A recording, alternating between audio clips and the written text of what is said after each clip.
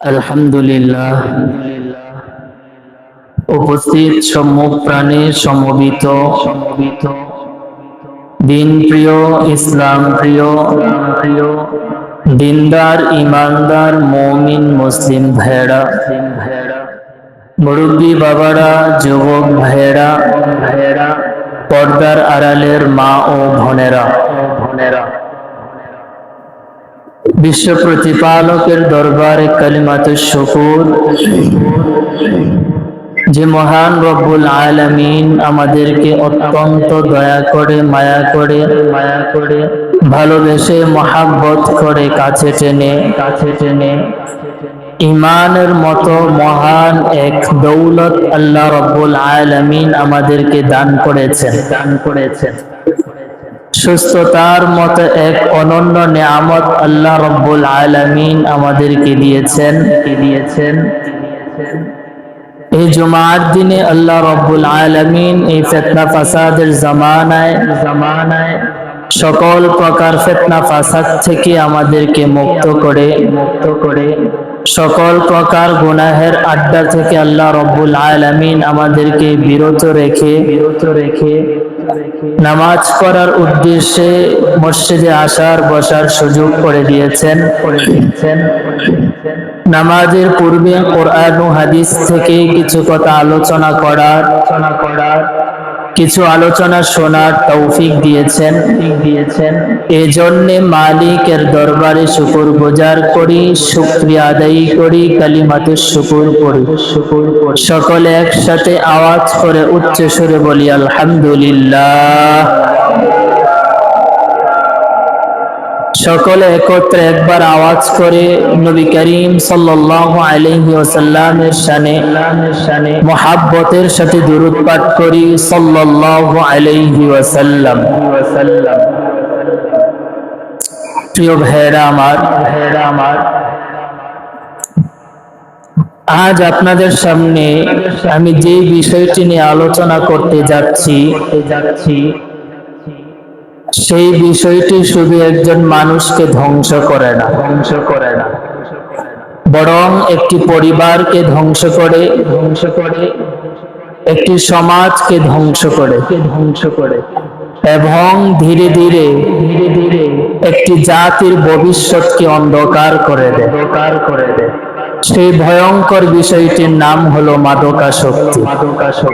সকলে বলেন তো আজকে আমাদের বিষয় কি? মাদকাসক্তি অর্থাৎ নেশা জাতীয় যত দ্রব্য আছে, আজকে ইনশাআল্লাহ উক্ত বিষয়ের উপর কোরআন ও হাদিস থেকে কিছু কথা আলোচনা করার চেষ্টা করব। আল্লাহ সুবহানাহু ওয়া তাআলা আমাকে তৌফিক দান করুন, সকলে বলি আমিন। মুহতারাম হাজিরিন, আল্লাহ রাব্বুল আলামিন মানুষকে অত্যন্ত সম্মান দিয়ে মর্যাদা দিয়ে সৃষ্টি করেছেন। আল্লাহ রাব্বুল আলামিন মানুষকে মর্যাদা দিয়ে সৃষ্টি করার পর মানুষকে বিবেক বুদ্ধি দিয়েছেন। মানুষ যেন বিবেক বুদ্ধি কাজে লাগিয়ে কোনটা ভালো কোনটা খারাপ অর্থাৎ ভালো মন্দ যেন পার্থক্য করতে পারে। আল্লাহ রাব্বুল আলামিন মানুষকে এই জন্য বিবেক বুদ্ধি দিয়েছেন। এই বিবেক বুদ্ধিকে কাজে লাগিয়ে মানুষ যেন ভালোটাকে গ্রহণ করে, খারাপটা থেকে দূরে থাকে, খারাপকে যেন ছুড়ে ফেলে দেয়। আর যে বিবেক বুদ্ধির মাধ্যমে বুঝতে পেরেছে এই বিষয়টা ভালো, এই বিষয়টাকে যেন আঁকড়ে ধরে গ্রহণ করে নেয়। আল্লাহ রাব্বুল আলামিন মানুষকে বিবেক বুদ্ধি দিয়েছে যেন মানুষ এই বিবেক বুদ্ধির মাধ্যমে আল্লাহ রাব্বুল আলামিনকে চিনতে পারে। মানুষ যেন এই বিবেক বুদ্ধিকে কাজে লাগিয়ে ইবাদত বন্দেগী করতে পারে। মানুষ যেন এই বিবেক বুদ্ধিকে কাজে লাগিয়ে নিজেকে নিজের পরিবারকে, নিজের সমাজকে, এই রাষ্ট্রকে সুন্দরভাবে পরিচালনা করতে পারে। আল্লাহ রাব্বুল আলামিন এই জন্যই মানুষকে বিবেক বুদ্ধি দিয়েছেন, যা আল্লাহ রাব্বুল আলামিন মানুষ ব্যতীত অন্য কোনো প্রাণীর মধ্যে দেন নাই।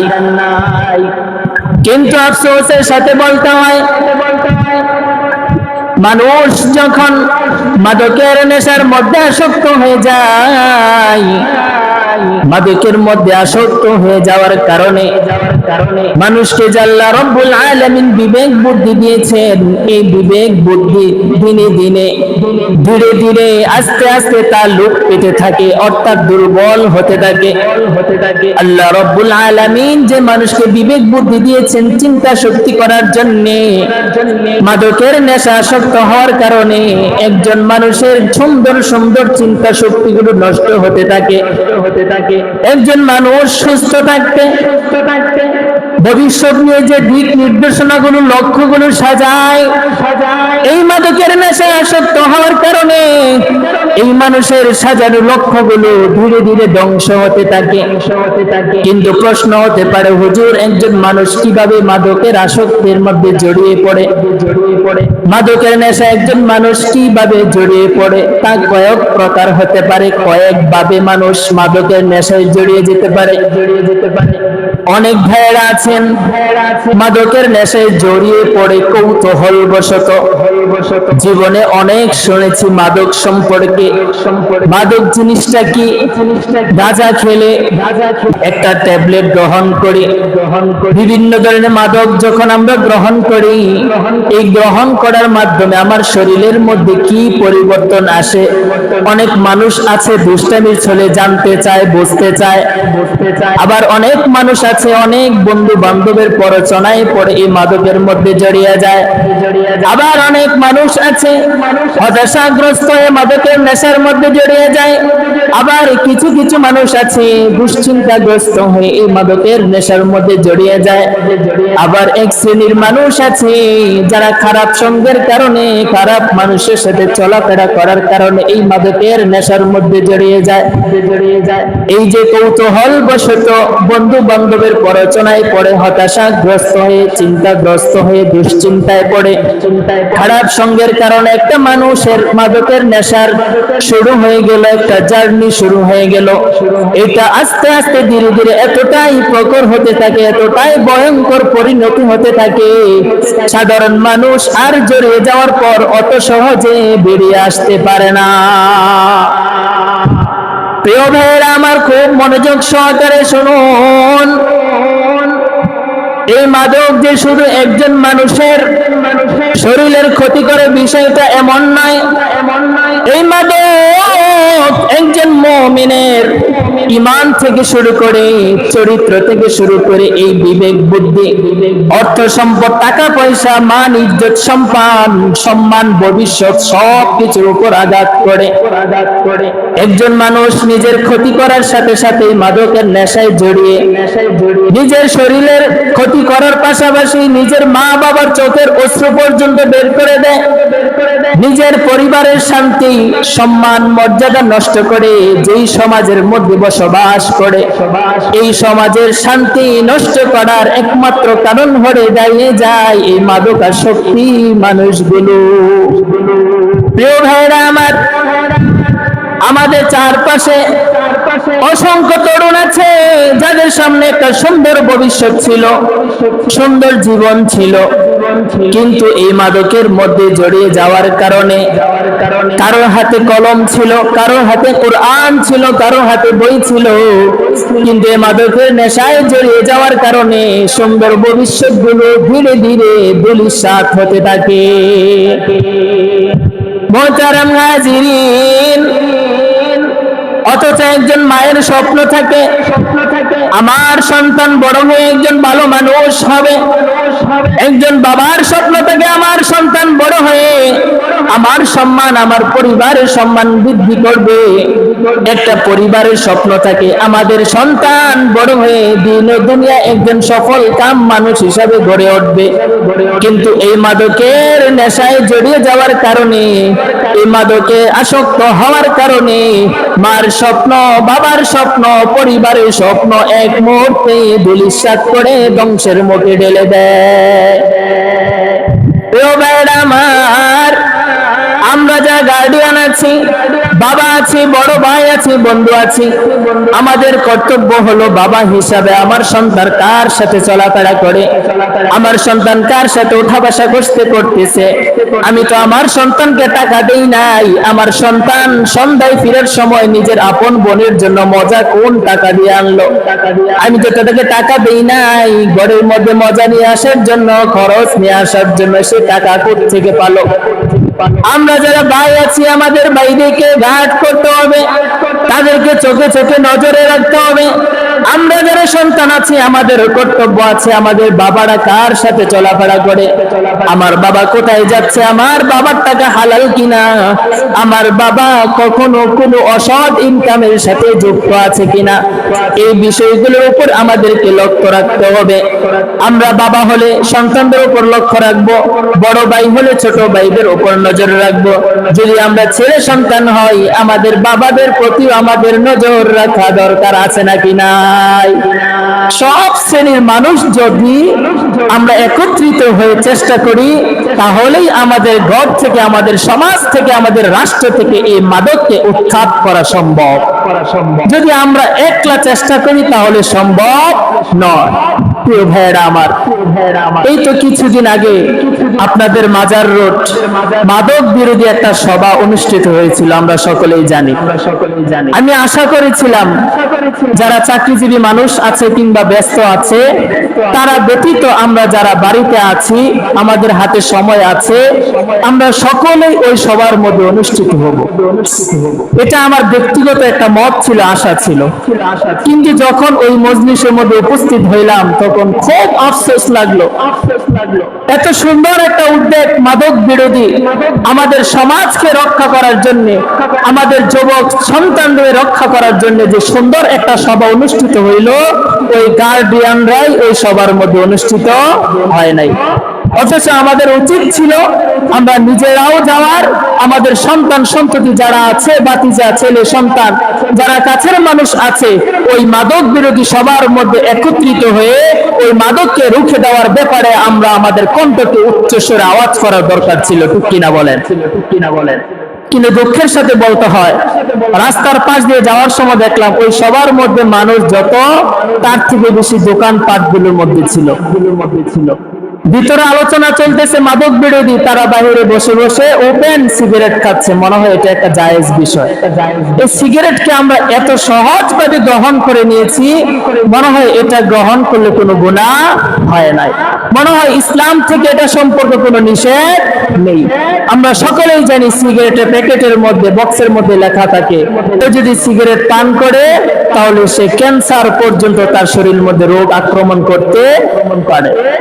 কিন্তু আমরা জেনে শুনে এই হারাম জিনিসটাকে এত সহজে আমরা গ্রহণ করে নিয়েছি, আমাদের সমাজের মধ্যে এত ব্যাপকভাবে এই সিগারেটকে আমরা প্রচলন করে দিয়েছি, মনে হয় এটা কোনো গুনাহের কাজ নয়। মুহতারাম হাজিরিন, এই মাদকের ভয়াবহতা বুঝতে হলে আমাদেরকে তাকাইতে হবে পবিত্র কোরআনুল কারীমের দিকে। আল্লাহ রাব্বুল আলামিন কোরআনুল কারীমের মধ্যে এই মাদক সম্পর্কে কি বলেছেন? আল্লাহ রাব্বুল আলামিন বলেন, ইয়া আইয়ুহাল্লাযীনা আমানু ইন্নামাল খামরু ওয়াল মাইসিরু ওয়াল আনসাবু ওয়াল আজলাম রিজসুম মিন আমালিশ শাইতানি ফাজতানিবুহু লাআল্লাকুম তুফলিহুন। আল্লাহ রাব্বুল আলামিন তার ঈমানদার বান্দাদেরকে ডাক দিয়ে বলে, ও ঈমানদার বান্দাগণ, নিশ্চয়ই মদ, জুয়া, পূর্তি ভাগ্য নির্ধারণের তীর, এগুলো সব শয়তানের অপবিত্র কাজ। সুতরাং তোমরা এগুলো থেকে বেঁচে থাকো, যেন তোমরা সফল কাম হতে পারো। প্রিয় ভাইরা আমার, একটু লক্ষ্য করুন, আল্লাহ রাব্বুল আলামিন শুধু বলেন নাই তোমরা মদ পান করো না, বরং আল্লাহ রাব্বুল আলামিন বলেছেন ফাজতানিবুহু, অর্থাৎ তোমরা এগুলো থেকে সম্পূর্ণ রাখতে বেঁচে থাকো, দূরে থাকো। অর্থাৎ একজন মুমিন মুসলমান শুধু মদ পান করা থেকেই বিরত থাকবে না, বরং মাদকের পথ, মাদকের পরিবেশ, যে বিষয়গুলো মাদকের দিকে মানুষকে ধাবিত করে টেনে নিয়ে যায়, আল্লাহ রাব্বুল আলামিন বলেন এই সব পথ থেকেও তোমরা নিজেদেরকে বাঁচানোর চেষ্টা করো। শুধু আমি মদ খাই না, গাঁজা খাই না, ইয়াবা আমি সেবন করি না, শুধু এটা থেকে বেঁচে থাকলাম তাহলেই চলবে না, বরং যারা মাদকের সাথে, নেশার সাথে জড়িত, আমরা তাদের থেকেও, মাদকের পথ থেকেও, মাদকের পরিবেশ থেকেও বেঁচে থাকতে হবে। আল্লাহ রাব্বুল আলামিন পরবর্তীতে বলেন ইন্নামা ইউরিদুশ শাইতানু আন ইউকিআ বাইনাকুমুল আদাওয়াতা ওয়াল বাগদা ফিল খামরি ওয়াল মাইসিরি ওয়া ইয়াসুদ্দাকুম আন যিকরিল্লাহি ওয়া আনিস সালাহ।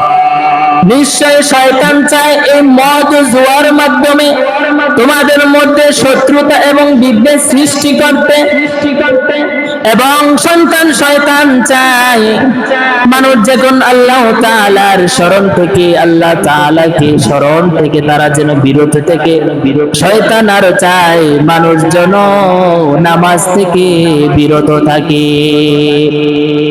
প্রিয় ভাইরা আমার, এই আয়াতের মধ্যে লক্ষ্য করলে আমাদের বাস্তবতার একটা চিত্র ফুটে ওঠে।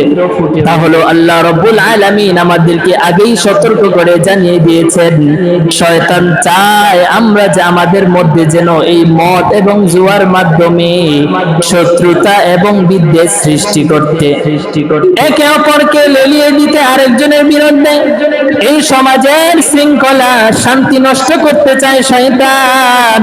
তা মদ এবং জুয়ার মাধ্যমে আপনি দেখবেন যারা নেশার মধ্যে আসক্ত, নেশায় ডুবে আছে, মাদক গ্রহণ করে, আপনি যদি তাকে বাধা দেন, সে আপনার বন্ধু হবে না, সে আপনার শত্রু হয়ে যাবে। ঠিক কিনা বলেন?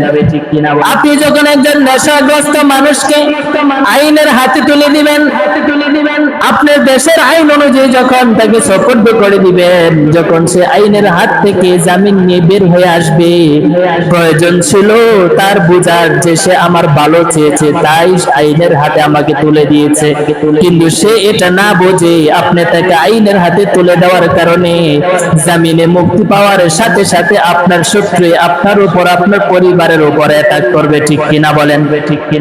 এই মাদক থেকে আমাদেরকে বাঁচতে হলে সম্মিলিতভাবে চেষ্টা করতে হবে। যদি আমরা একক প্রচেষ্টার মাধ্যমে চেষ্টা করি, সম্ভব নয়। আমি বড় ভাই হিসাবে, সন্তান হয়ে, আমি বাবা হিসাবে, আমি এলাকার প্রতিনিধি হিসাবে, সম্মিলিতভাবে যদি আমরা চেষ্টা করি তাহলেই আমাদের সমাজ থেকে এই মাদকের নেশা উৎখাত করা সম্ভব। যদি আমরা একলাভাবে চেষ্টা করি তাহলে সম্ভব নয়। প্রিয় ভাইরা আমার, নবী করিম সাল্লাল্লাহু আলাইহি ওয়াসাল্লাম বলেন কুল্লু মুসকিরিন খামরুন ওয়া কুল্লু মুসকিরিন হারাম। প্রত্যেক নেশা জাতীয় বস্তুই মাদকের সমতুল্য। অতঃপর নবী করিম সাল্লাল্লাহু আলাইহি ওয়াসাল্লাম বলেন আর প্রত্যেক নেশা জাতীয় বস্তুই হারাম। অপর হাদিসে নবী করিম সাল্লাল্লাহু আলাইহি ওয়াসাল্লাম বলেন মা আসকারা কাসীরুহু ফাকালিলুহু হারাম। নবী করিম সাল্লাল্লাহু আলাইহি ওয়াসাল্লাম বলেন যেই জিনিস, যেই বস্তু বেশি পরিমাণ গ্রহণ করলে মাদক, শরীরের মধ্যে নেশা সৃষ্টি হয়ে যায়, নিজের বিবেকের মধ্যে আচ্ছন্ন ডেকে আনে, কালো ছায়া পড়ে যায়। নবী করিম সাল্লাল্লাহু আলাইহি ওয়াসাল্লাম বলেন তা অল্প পরিমাণে গ্রহণ করলেও হারাম। আমরা অনেকেই মনে করতে পারি মাদক যদি বেশি গ্রহণ করার মাধ্যমে নেশা সৃষ্টি হয়, আমি তো বেশি পরিমাণ গ্রহণ করতেছি না, আমি তো সামান্য একটু গ্রহণ করতেছি, যা আমার শরীরের মধ্যে নেশাগ্রস্ত, নেশা সৃষ্টি করে না। ও ভাইরা আমার, নবী করিম সাল্লাল্লাহু আলাইহি ওয়াসাল্লাম স্পষ্টভাবে জানিয়ে দিয়েছেন, যেটা বেশি পরিমাণ গ্রহণ করলে শরীরের মধ্যে নেশা সৃষ্টি হয়ে যায়, ওইটা যদি আপনি একটু হয় যারা পরিমাণে গ্রহণ করেন, নবী করিম সাল্লাল্লাহু আলাইহি ওয়াসাল্লাম বলেন ওই বস্তু একটু গ্রহণ করাও হারাম। এই মাদক গ্রহণ করার মাধ্যমে আমাদের মধ্যে কি কি ক্ষতি হতে পারে? প্রথমত, আমরা মুমিন হিসেবে আমাদের ঈমানের মধ্যে আঘাত হানবে, আমাদের শরীরের মধ্যে আমাদের শরীরকে, আমাদের দেহকে ক্ষতির মুখে ফেলে দিবে। সমাজের মধ্যে আমাদের সম্মান মর্যাদাকে নষ্ট করে দিবে, মা বাবার সাথে ছেলে সন্তানের সম্পর্ক নষ্ট করে দিবে। আমরা যদি মাদক থেকে বিরত না হই, তাহলে আমাদের এই সমাজ অতি সত্বর নষ্ট হয়ে যাবে। কারণ এই যুবকেরা যদি চায় সমাজকে গঠন করতে পারে, তাই শয়তান চায় এই যুবককে নষ্ট করার মাধ্যমে আমাদের সমাজকেই নষ্ট করে দিতে। সুতরাং আমাদেরকে এই মাদক সম্পর্কে সর্বোচ্চ সোচ্চার হতে হবে। যদি আমরা নিজ নিজ জায়গা থেকে সর্বোচ্চ অ্যালার্ট থাকতে পারি, তাহলেই আমাদের সমাজ থেকে এই মাদক দূর করা সম্ভব। ঠিক কিনা বলেন? আমরা সকলে প্রস্তুত আছি তো ইনশাআল্লাহ? আমরা আমাদের মধ্যে এখানে অনেক উপস্থিত আছেন যারা সিগারেট খান, তাই না? এগুলো ছেড়ে দিতে হবে। একজন মুমিন কখনো সিগারেট খাইতে পারে না। সিগারেট খেলে মানুষ কষ্ট পায়, আপনার মুখের মধ্যে দুর্গন্ধ হয়, আপনি যার সাথে কথা বলতেছেন আপনার বিপরীতে যে আছে সে কিন্তু কি পায়? এই গন্ধের কারণে কষ্ট পায়। অনেক স্ত্রী আছে মুখ ফুটে বলতে পারে না যে আপনার দুর্গন্ধ আমি সহ্য করতে পারি না। সংসারের দিক চিন্তা ভাবনা করে স্ত্রী বউকের মধ্যে কষ্ট চাপা দিয়ে বসে থাকে, কষ্ট করে সংসার জীবন চালিয়ে যেতেছে, কিন্তু একবারের জন্য বলতে পারতেছে না আপনার দুর্গন্ধ আমার জীবনে এক অনন্য কষ্টের কারণ হয়ে দাঁড়িয়েছে। ঠিক কিনা বলেন? আল্লাহ রাব্বুল আলামিন এই সিগারেট থেকে নিয়ে যত ধরনের জঘন্য থেকে জঘন্য এইসব পাপাচার আছে, আল্লাহ রাব্বুল আলামিন আমাদেরকে এইসব পাপাচার থেকে, শয়তানের এই অপবিত্র কাজ থেকে আমাদেরকে রক্ষা করুন, আমাদের সমাজকে রক্ষা করুন, আমাদের যুবক ভাইদেরকে রক্ষা করুন, আমাদের বাবাদেরকে রক্ষা করুন। সকলে বলি আমিন। ওয়া আখিরু দাওয়ানা আনিল হামদুলিল্লাহি রাব্বিল আলামিন।